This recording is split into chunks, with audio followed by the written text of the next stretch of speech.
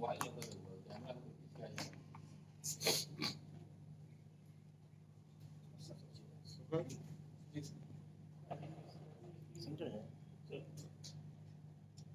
मुख्यालय की प्रेस वार्ता में आप सभी का स्वागत है।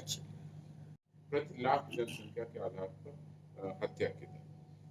दूसरी महत्वपूर्ण जानकारी ये दे रहे हैं जिसमें ये तो प्रति लाख जनसंख्या पर है।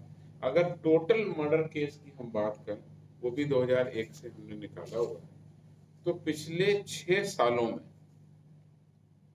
यानी 2018 से 2023 के मर्डर के आंकड़ों को देखते हैं तो कोरोना के 2021 के आंकड़ों को अगर छोड़ दें तो सबसे कम हत्या के कांड 2023 में दर्ज हुए हैं, जिनकी संख्या 2844 है। ये भी एक दूसरा आंकड़ा है जो आपके सामने रखा हुआ है। मैं आपको बता दूं कि 2018 में 2933, 2019 में 3138, 2020 में 3150, 2021 में 2799, 2022 में 2930 और 2023 में 2844 हत्या के कुल मामले दर्ज हुए। कुल कहने का आशय ये है कि पिछले 6 वर्षों में अगर देखें तो सबसे कम हत्या के कांड 2023 में, 2021 का 1 साल का आंकड़ा है तो कोरोना के कारण कम हुआ, उसको हम छोड़ दें। ये जो जानकारी है, बिहार में सभी पर्व त्योहार बहुत शांतिपूर्ण तरीके से मनाए जा रहे हैं, आगे भी मनाए जाएंगे। मैं विधि व्यवस्था पर डिटेल प्रेस ब्रीफिंग कर चुका हूँ, आगे भी।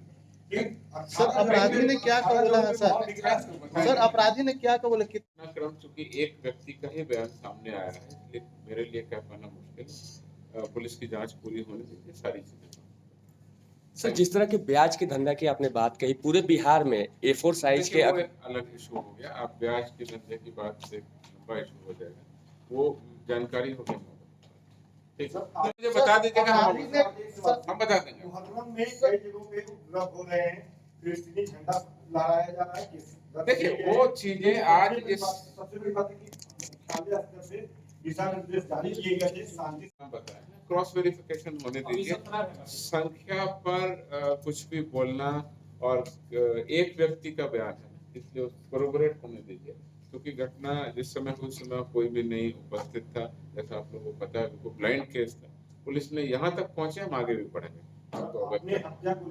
Thank you. हम अभी आज मैंने आपको हत्या के मामले में हत्या के बारे में बताया कि बिहार का स्थान 14वां है, और पूरे अगर नेशनल अपराध की बात करें तो बिहार का स्थान 21वां। पूरे देश की बात करें, सभी संज्ञेय अपराध और सभी तरीके के IPC क्राइम की अगर हम बात करें तो हमारा स्थान 21वां। और अगर इसमें हम लोकल क्राइम को भी जोड़ देते हैं, लोकल एक्ट को भी जोड़ देते हैं, तो हमारा स्थान 19वां है। अब आप ये सवाल पूछ सकते हैं कि साहब 21वां था IPC में, फिर जनरल क्राइम में आप 19वां, मतलब थोड़ी सी सिचुएशन क्यों खराब हो गई? वो क्राइम हमारे बहुत सारे लोकल लॉज में FIR बढ़ जाती है, जैसे कि एक्साइज एक्ट या इलेक्ट्रिसिटी या इस तरह के जो लोकल हैं बिहार के माइनिंग के केस हैं, तो उसमें खासकर एक्साइज एक्ट में जो FIR बढ़ती है, उसके कारण थोड़ी सी पोजीशन हमारी 21 से 19 पर आ जाती है। पूरे बिहार में, पूरे देश में 21वां स्थान होने का अर्थ ये है कि 20 राज्य ऐसे हैं जिसमें अपराध की दर प्रति लाख जनसंख्या पर अगर हम देखें तो NCRB के पब्लिश आंकड़ों में बिहार से खराब है। बिहार लगातार अपनी पोजीशन को इम्प्रूव कर रहा है, और जैसा हमने आपको बताया, आपने प्रश्न किया, बाकी अपराध आंकड़ों का भी हम विश्लेषण कर रहे हैं, आपको शीघ्र अवगत कराएंगे। चूंकि हत्या की बात इधर समाचार पत्रों में और आपके मीडिया में चल रही थी, तो मैंने सोचा कि इसको आज प्रायोरिटी पर हम आपके सामने रखते हैं। बाकी अपराध आंकड़ों को भी हम आपके सामने रखते हैं। तो इतने सालों में सबसे कम हत्या के कांड अगर पूरे 24 साल में 2001 से लगातार देखें, चौथा सबसे कम कांड जो है वो 2023 में हुआ है, जबकि राज्य की जनसंख्या 2001 में 8.3 करोड़ थी, जो बढ़ करके 13.07 करोड़ 2023 में हो गई। तो इस हिसाब से कुल अगर आंकड़े देखें तो कुल आंकड़ों में 2023 के जो आंकड़े हैं वो किस प्रकार से बहुत बेहतरीन आंकड़े हैं, और पूरे 2400-2500 साल से जो 2001 से आंकड़े हमारे पास उपलब्ध हैं उन सभी का हमने आपको ब्यौरा अंकित किया। इसमें आपको एक और जानकारी मैं दे देना चाहता हूँ कि हत्या में अगर हम पूरे देश की बात करें तो बिहार का स्थान हत्या शीर्ष में 14वां है, यानी कि पहले दूसरे तीसरे स्थान के जो राज्य हैं उसमें हत्या की दर बिहार से बहुत ज़्यादा है। और बिहार जैसे बड़े प्रदेश में अगर हम देखें तो हमारी हत्या की दर मात्र 14वीं है, 14th है, और हमारे अपराध की दर 2.6 और 2.3 थी, जैसा कि हमने चार्ट में आपको दिखाया। 2001 में 4.4 हुआ करती थी, लगभग उसकी आधी हो गई। इन हत्या के कांडों का अगर हम और विश्लेषण करें तो अधिकतर हत्या के कांड पर्सनल दुश्मनी, dispute, vendetta, illicit love affair, illicit relationship इत्यादि के कारण होते हैं, और ऐसे मामलों को घटना होने के बाद पुलिस तत्परता पूर्वक अनुसंधान करती है। मैं आंकड़े रखना चाहता हूँ।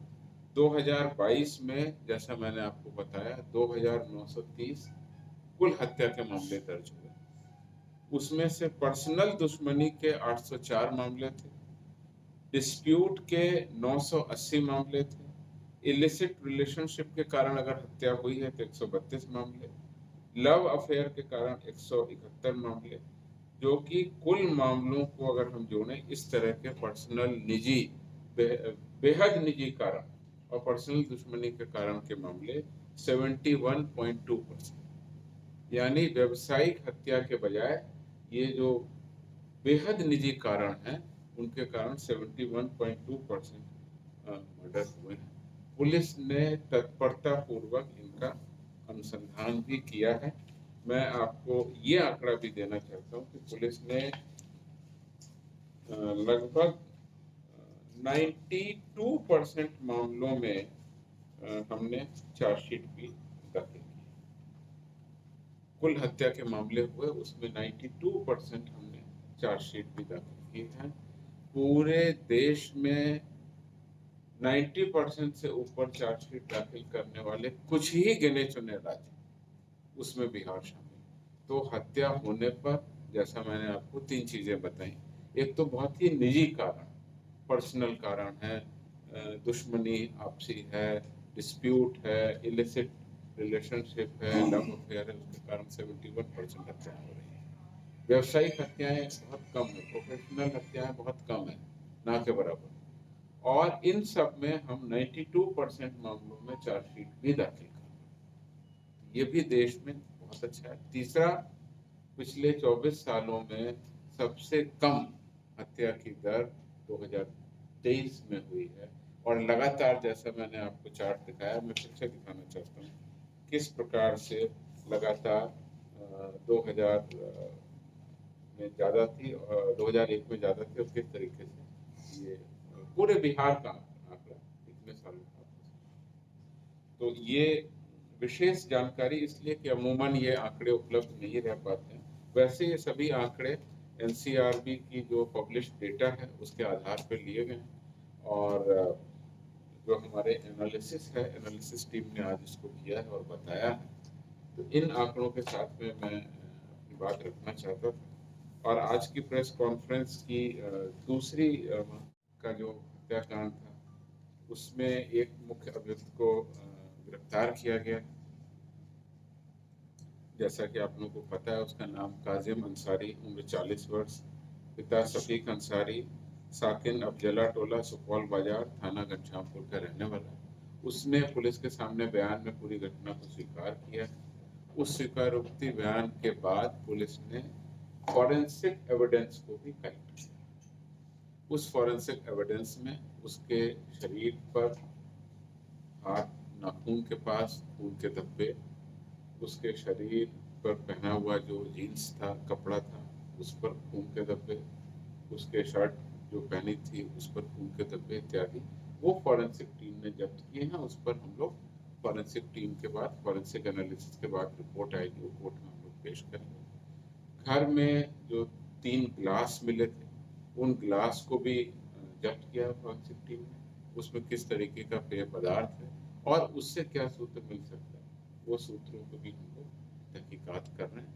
घटना स्थल से जो अलमारी फेंकी गई थी, उस अलमारी के अंदर से उस काजिम अंसारी के लोन लिए गए पेपर भी बरामद किए हैं। उसको भी पुलिस ने दस्तावेजी साक्ष्य के रूप में जब्त कर लिया है।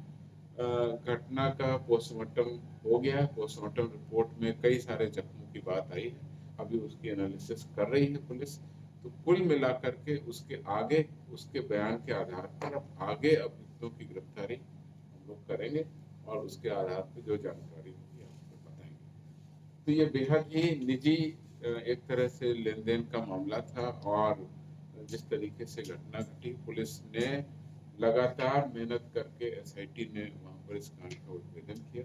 और इसी तरह से एक सारण में घटना हुई थी जो कि तथाकथित रूप से एक बेहद निजी मामले के कारण, आपसी संबंध के कारण घटना हुई थी, जो रसूलपुर के थानाडीह में, जिसमें 3 लोगों की हत्या हो गई थी। उसमें भी मुख्य अभियुक्त को हमने 1 घंटे के अंदर गिरफ्तार। उसने अपना पूरा अपराध कबूला और उसमें सारी बातें पता चली हैं।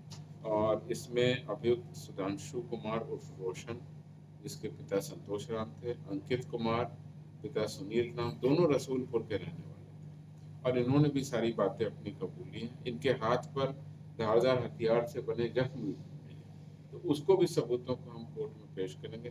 खून लगे हुए कपड़े मिले हैं, एफएसएल की जांच हम लोग वहाँ भी कर रहे हैं। घटना में प्रयुक्त चाकू को भी छपरा वाले कांड में बरामद कर लिया गया है। दरभंगा वाले कांड में भी पुलिस जांच कर रही है कि उसमें किस प्रकार के हथियार से हत्या हुई, अभी वो वहाँ बरामद नहीं हुआ। तो इस प्रकार से मैं कहना ये चाहता हूँ कि बेहद ही निजी कारणों से जो हत्याएं हो रही हैं, उन हत्याओं का पुलिस तत्परता पूर्वक अनुसंधान कर रही है। कितना भी जटिल मामला हो, कैसा भी जटिल मामला हो, सारी टीम बना करके, फॉरेंसिक एविडेंस है, लोगों का बयान है, क्लू है, सीसीटीवी है, मोबाइल फुटेज है, और जो भी पुलिस के जांच के तरीकों के आधार पर हम लगातार अनुसंधान कर रहे हैं। जैसा मैंने आपको बताया, देश के अव्वल राज्यों में बिहार शामिल है, जहां पर 92.5% मर्डर केसेस में हमने चार्जशीट किया। अब हमारा मुख्य उद्देश्य ये होगा, अब चूंकि फॉरेंसिक एविडेंस आ जाएगा, कि अधिक से अधिक मामलों में सजा दिलाएं। Thank you.